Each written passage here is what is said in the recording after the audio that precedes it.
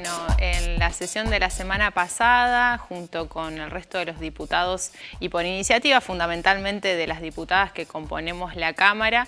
presentamos un proyecto justamente para adherir a las actividades en la conmemoración de los 10 años de la desaparición física de Paula Perazzi, un caso emblemático también de la justicia santafesina, que tiene que ver fundamentalmente con este caso de esta chica, de Paula, que fue desaparecida, que en las investigaciones judiciales se llegó a la conclusión de que había sido obligada a abortar y que producto de esa práctica había probablemente fallecido, y sin embargo, pese a eso, nunca se encontraron los restos de Paula. Su familia y un montón de organizaciones siguen todavía reclamando justicia, y hay un silencio también de los cómplices involucrados en la causa que nunca se pudo desactivar para saber dónde están los restos de Paula. Así que seguimos exigiendo justicia, y por eso la Cámara nos parecía muy importante que se pronuncie en este sentido para acompañar a este reclamo. La justicia como un eje que desde el feminismo, desde el movimiento de mujeres, pero también desde la sociedad en general, se viene exigiendo muchísimo la necesidad de una reforma judicial, no solamente para incorporar la perspectiva de género, para poder incorporar esta mirada, ¿no?, de la sociedad en términos de desigualdad y de poder superar también esas barreras y esas brechas de discriminación, sino también como una justicia que actúe frente a los hechos de inseguridad y frente a esto que es la otra gran pandemia, se dijo en un momento, que es la inseguridad, y que realmente afecta fundamentalmente a los vecinos y vecinas de Rosario, pero que tiene también implicancias en todo el territorio provincial, y por eso también creemos que es muy importante que podamos articular entre los tres niveles del Estado, entre los tres poderes, y que haya una respuesta que sea en ese sentido coordinada, articulada, y que responda también a las necesidades de la sociedad, involucrando la participación ciudadana, que me parece que es lo más importante en esto, porque todos saben a dónde están en sus barrios el que vende droga o quien comete un delito, y hay que encontrar los canales también para poder abordar a la ciudadanía con una participación mucho más activa y en la toma de decisiones, que me parece que es lo más importante. No hay mejor control que el control que hace la gente, y la policía también tiene que dejar de ser parte del problema y pasar a ser parte de la solución, y para que eso sea posible, la participación ciudadana es la herramienta más importante que tenemos.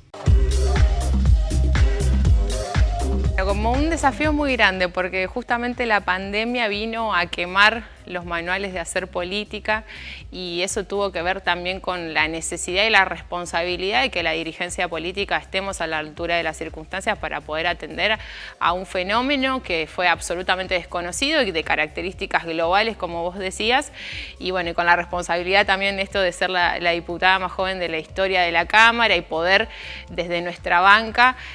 canalizar todas esas demandas, las nuevas demandas de una juventud que también está pidiendo una participación activa. La cuestión ambiental es algo que ya no solamente lo planteamos los jóvenes, lo hemos visto como un tema que lo toma la sociedad en su conjunto, con la quema de las islas, con este reclamo y este grito masivo que tiene que ver con que necesitamos de una vez por todas una ley de humedales a nivel nacional. Así que para mí vivirlo en la Cámara desde un espacio institucional y legislativo fue algo muy gratificante, y aprendo muchísimo de la mano de Rubén Giustiniani, que es uno de los mejores legisladores de nuestro país, fue premiado en numerosas ocasiones como el mejor parlamentario, como senador nacional, tiene un recorrido, una trayectoria muy importante, así que ha sido todo aprendizaje y ha sido seguir motorizando las luchas, porque yo tengo un recorrido de la militancia estudiantil, social, barrial, desde el movimiento de mujeres, que me tocó estar en otro lugar, y hoy poder llevar esas voces a la legislatura, la verdad que me parece que es un desafío muy importante, y que ojalá que podamos seguir haciendo crecer también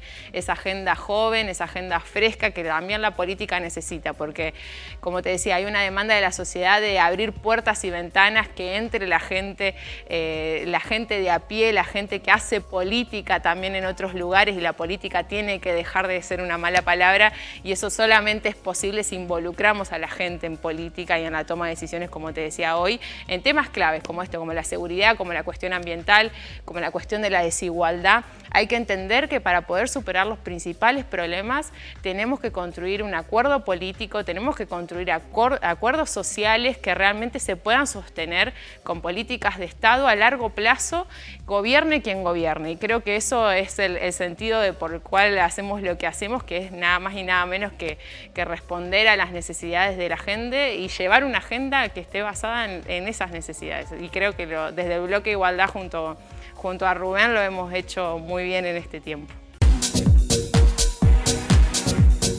Y hay que tomarlo con soda y tomarlo con paciencia. Yo creo que se aprende muchísimo también de quienes están en la política de hace mucho tiempo, pero hay una cuestión muy concreta y muy real que nosotros lo venimos diciendo una y otra vez a lo largo de este tiempo, que es unos y otros han sido gobierno y no han podido resolver estos temas. Tenemos la mitad de la población bajo la línea de pobreza, tenemos la peor inflación de los países a nivel global, de los peores países que tienen niveles de inflación, de desempleo, de pobreza. Eso no puede ser indiferente a la dirigencia política y no puede ser indiferente a los problemas de la seguridad, la cuestión educativa. Venimos de una pandemia que arrasó con la posibilidad de tener acceso a una educación de calidad, como lo es en nuestro país, un país como Argentina que históricamente ha sido vanguardia en términos educativos, de un excelente nivel educativo y que hace falta todavía mejorar muchísimo, pero tenemos una escuela pública, tenemos acceso gratuito y universal a la educación superior y todo eso hoy se ve muy deteriorado. Entonces yo creo que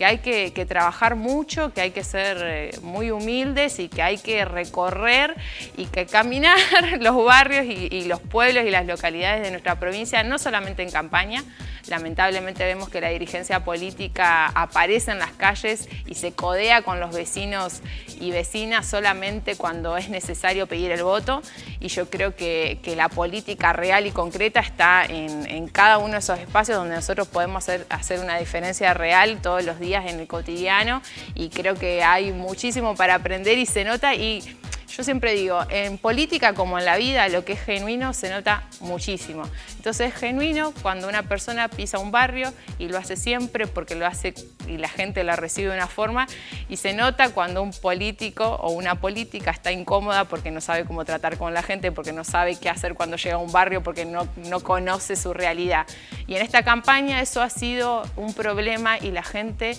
yo creo que tiene que también empezar a cuestionar, y yo veo que los está empezando a hacer y lo discutimos en campaña. ¿Por qué nuestros candidatos son candidatas que ni siquiera viven en el territorio provincial, que ni siquiera viven en nuestra provincia, que no conocen las realidades, que no conocen nuestros pueblos, que dicen mal los nombres de nuestros propios pueblos?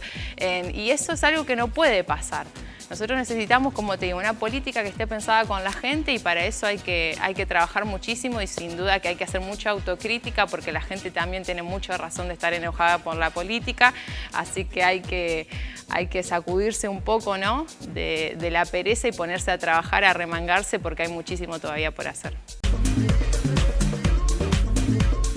Hay que decirle a la gente justamente esto que te decía hoy, que ni unos ni otros han podido resolver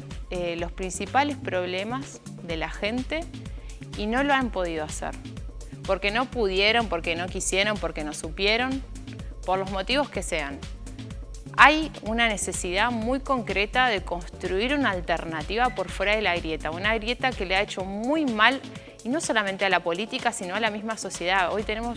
hemos visto familias enfrentadas por la grieta, grupos de amigos enfrentados. Esto ya no va más. Nosotros necesitamos construir acuerdos desde el consenso, y creo que el Frente Amplio Progresista en ese sentido es la alternativa real a las soluciones que necesitamos hoy por hoy, y en ese sentido lo vimos también en los debates antes de las PASO, ¿no? A nivel nacional se decía, hay muchas provincias donde ya están resueltos, donde ya se sabe qué es lo que va a pasar.